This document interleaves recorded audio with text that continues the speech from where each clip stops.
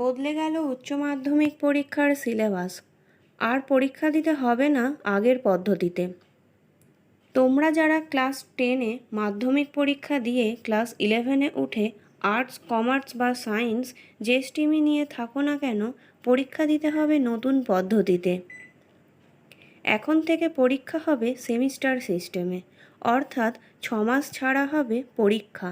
প্রথম বছর অর্থাৎ ক্লাস 11 নিয়ে হবে ফার্স্ট সেমিস্টার এবং সেকেন্ড সেমিস্টার, আর দ্বিতীয় বছরে অর্থাৎ ক্লাস 12-এ হবে থার্ড সেমিস্টার এবং ফোর্থ সেমিস্টার। সাবজেক্ট নির্বাচনের ক্ষেত্রে নিয়ম থাকছে আগের মতোই।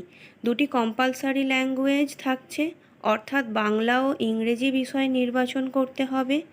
এছাড়া থাকছে 3টি ইলেকটিভ সাবজেক্ট এবং একটি অপশনাল ইলেকটিভ সাবজেক্ট।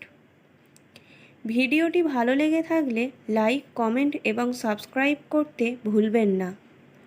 উচ্চ মাধ্যমিক পরীক্ষার নতুন নাম্বার স্ট্রাকচার সম্পর্কে জানতে পরের ভিডিওতে চোখ রাখুন।